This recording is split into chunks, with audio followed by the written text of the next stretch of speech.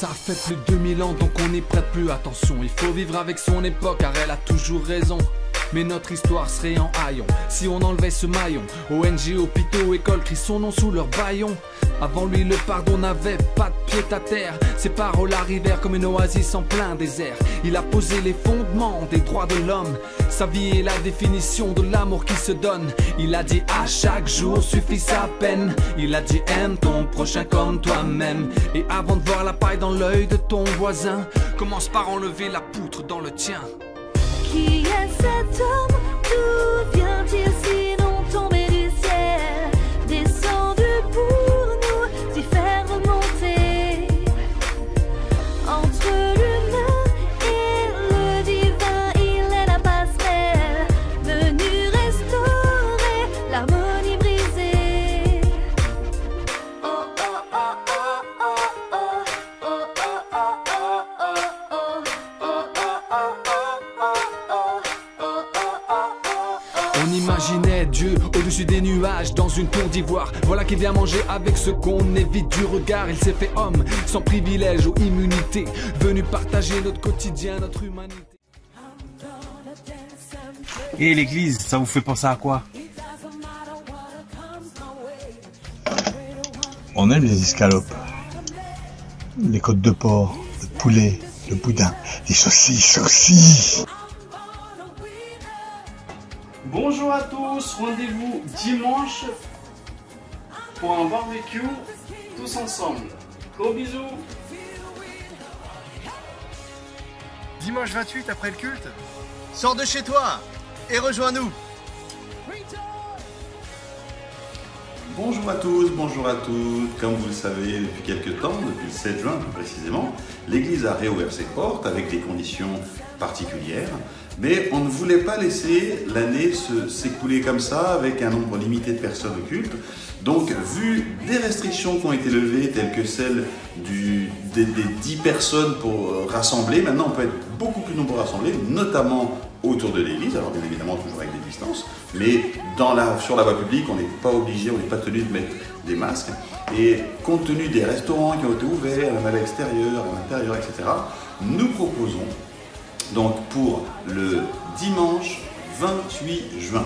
Alors il y aura un culte normal avec 50 personnes maximum, je vous enverrai un lien pour l'inscription, mais après le culte, ce qu'on veut faire, c'est un immense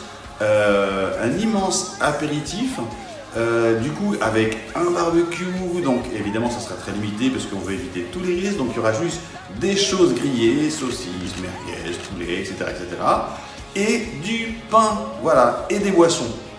Donc on pourra être à l'extérieur, il n'y a aucun problème. Ceux qui souhaitent être à l'intérieur le seront, avec des tables espacées, et tout sera espacé, comme le veut tous les protocoles. En tout cas, on pourra être dehors, il fera beau, vous inquiétez pas, on pourra être dehors, debout, on pourra discuter. En tout cas, ça sera une excellente occasion de pouvoir se revoir avant de partir en vacances, puisque c'est le dernier dimanche de juin, et après, les uns et les autres partiront en vacances, ça et là. Voilà, donc je vous donne rendez-vous pour le culte le 28 juin, et aussi après le culte, si vous venez pas au culte, venez à l'apéritif, barbecue, festif, avec les distances, avec tout ce qui va bien, mais on se fera un plaisir d'être ensemble, et vraiment, je vous attends, j'ai hâte de vous retrouver. À très très bientôt. Bisous à tous.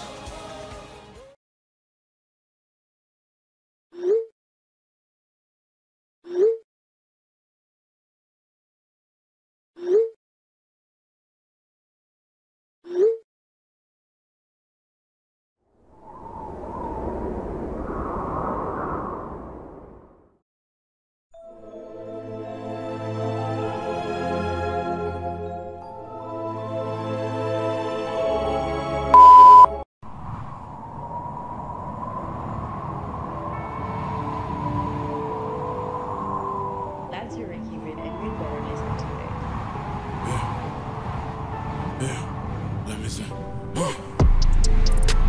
Je vais te raconter ce que je fais dans la maison de mon père. Où ça? Je vais te raconter ce qu'on fait dans la maison de mon père. Père. Je vais te raconter ce que je fais dans la maison de mon père. Parfois je laisse un peu mon salaire. Je vais te raconter ce que je fais dans la maison de mon père. Souvent on se met à la prière. Je vais te raconter ce qu'on fait dans la maison de mon père.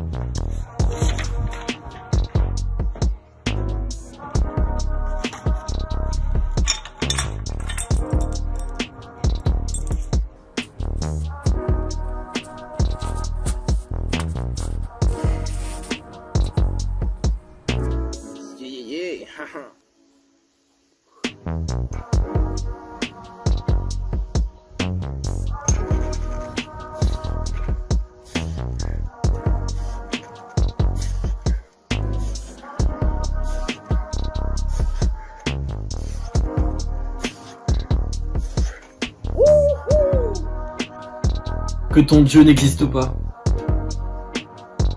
Qu'il ait une certaine croyance. Mais laisse-moi te dire que ton Dieu est un Dieu extraordinaire.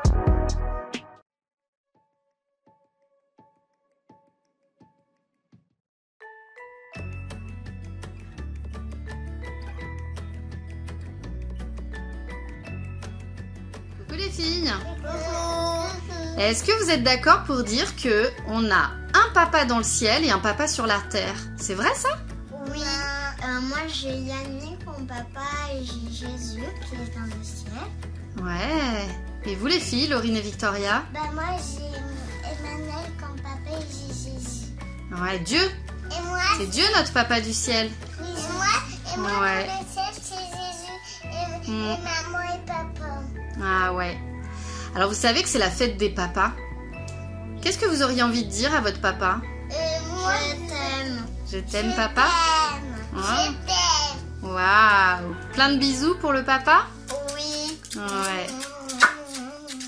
Alors un père pour ses enfants, pour moi c'est comme si il s'occupe de toi, il passe du temps avec toi aussi des fois, et c'est comme s'il s'occupait tout le temps de toi mais il n'était pas tout le temps là. Et voilà.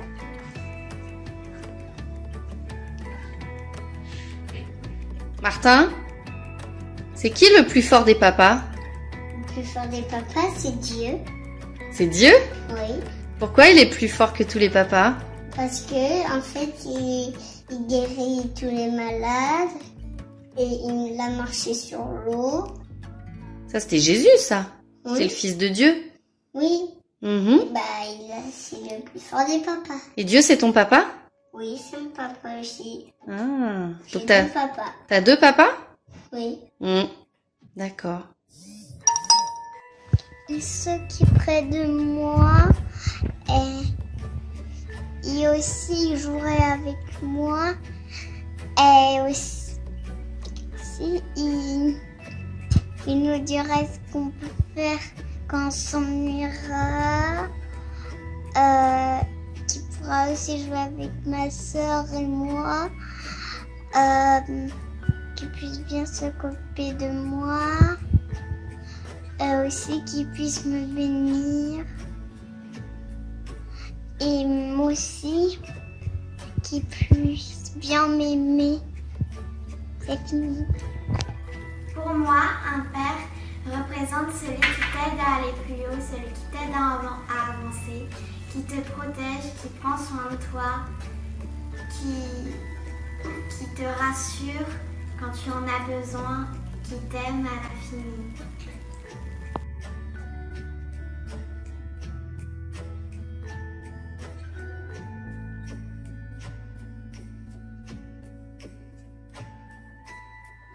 Est-ce que tu crois que Dieu il a de la barbe aussi, comme mon papa? Si Dieu a de la barbe, comme papa Yannick? Oui. Bah ça, on verra quand on sera au ciel, hein.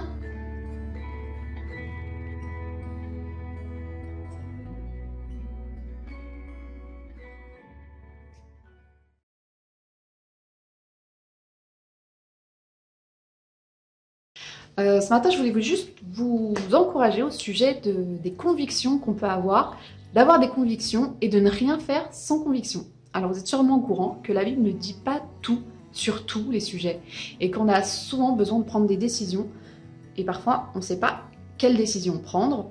Donc du coup on va avoir recours à soit d'autres personnes, des conseils d'autres personnes, on va chercher dans la Bible peut-être, on va écouter à droite à gauche des experts qui vont nous dire telle chose c'est bien, telle chose c'est pas bien, etc. Mais la Bible est très claire à ce sujet, en tout cas par rapport à faire les choses avec conviction. Dans Romains au chapitre 14 verset 5, il est dit que chacun ait dans son esprit une pleine conviction. Et plus loin, verset 23, il est dit tout ce qui ne provient pas d'une conviction de foi est péché.